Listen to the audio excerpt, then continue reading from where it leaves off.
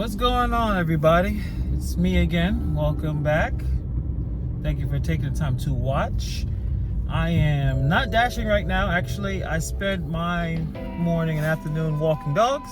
So I had, got my walks in, hanging out with some of my clients, some from Rover and some are private clients. I think about doing a video on Rover and Wag. It's another gig income platform, and I don't know if you guys are familiar with it or have used it. At least it breaks up the constant delivering of packages and food to people, where you can just hang out with a dog for half an hour and you're still getting your $20 from Rover and Wag. They're both, you can make a good amount of money doing both of those things.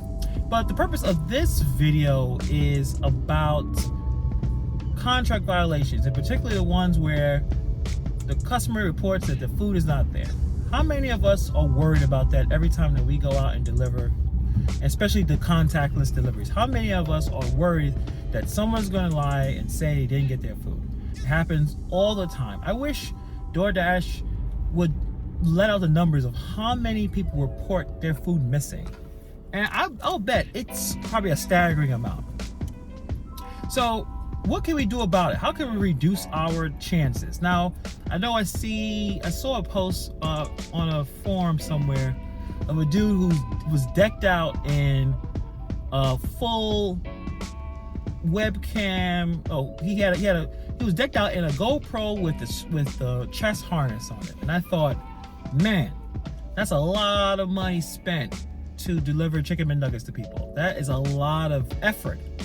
But I can tell that person is very, very afraid. He's worried that, DoorDash is, as much as we all make fun of it and we tear it down and say how terrible it is, you can still make a good amount of money, especially if you know what you're doing. So he's, that person's trying to protect themselves, and I respect that. My strategy does not depend on you spending a whole bunch of money on cameras.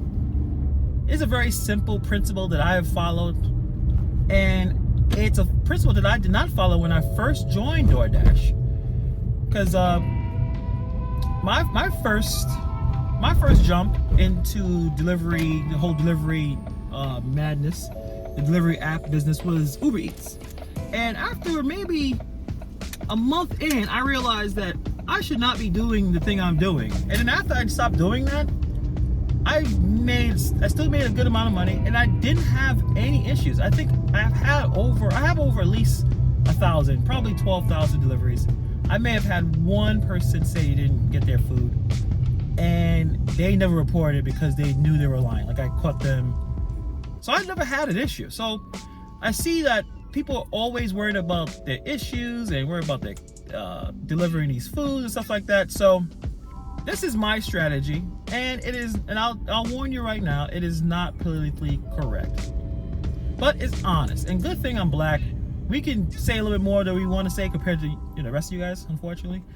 But how I avoid dealing with this, and again, in the beginning, I had at least one contact violation in the first month, which was crazy for DoorDash, or for me.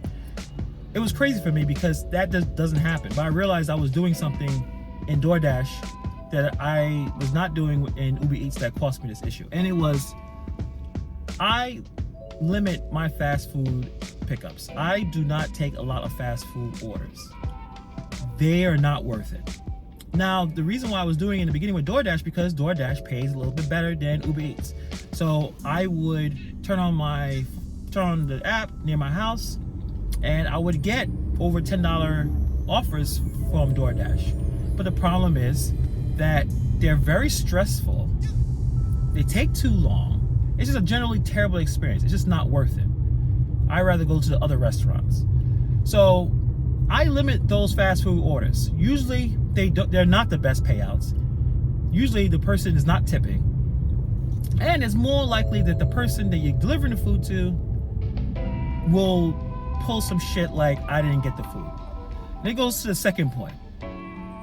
Stop delivering in low-income neighborhoods. I know that sounds terrible.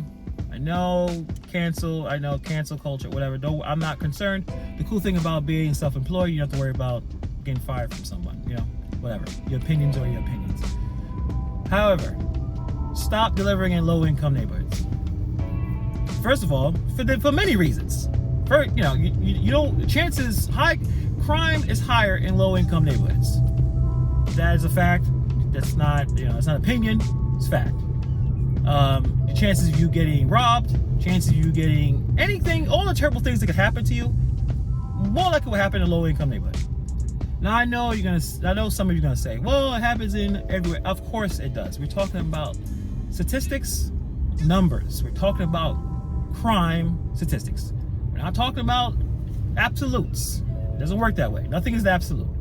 But remember, this video is about reducing the chances of you getting in trouble for contact violations. So, my opinion, stop delivering in low-income neighborhoods. First, most of them don't tip, and we all know why. They may not have as much resources as everyone else. And this is coming from someone who does live in a low-income neighborhood. I'm not living in the hills. I live basically near Brownsville, Brooklyn. Look it up. It's not fun. So I do not deliver where I live, primarily. There are some, the place, I would say, it depends on the order and depends on where it is. Now, the neighborhood is currently getting gentrified. So there are some people who actually have some level of resources that are coming into the neighborhood. So, but do I go deep into Brownsville to deliver food? No, I do not. For many reasons. First, they're out of the zones to make more money. Even if I go all the way down there, I'm not going to get another offer that's worth my while. The offers drop dramatically once I go into these neighborhoods. And it just doesn't make a lot of sense for me. All right, as the sun is destroying my face right now because I'm parked right in front of it. While you're doing, with gas prices going up, with crime going up, and I just only can talk about my city in Brooklyn, you have to protect yourself. You have to make smart decisions. And for the most part, I make sure that I'm not going into a lower income neighborhood because I make less money if I stayed in those neighborhoods. The payouts are even worse than the usual payouts that we all receive, and it's important. And this philosophy or this strategy, I don't encounter as many issues with contact violations, with people lying as much as the many people I see online talking about it and worried about it. I don't deal with it because I am very picky of where I go. What do you think of what I said? You think I'm totally wrong? You think I'm an asshole? You think I'm a dickhead? Just the fact you guys take the time to comment, I appreciate it, negative or positive. And that's all I have. So let me get out of this sun because it's killing my eyes. I'm going to be dashing later tonight. We'll see how it is. I think it's pretty good. Go out there, make that money, get all that stimmy money. All that stimmy money people are paying and throwing out buying food. Go get it. Go get those tips. So many seafood crab boils. People love seafood, especially in my neighborhood. Everyone loves to order juicy king crabs. They just love it. It's amazing. Anyway, I'll talk to you guys next time.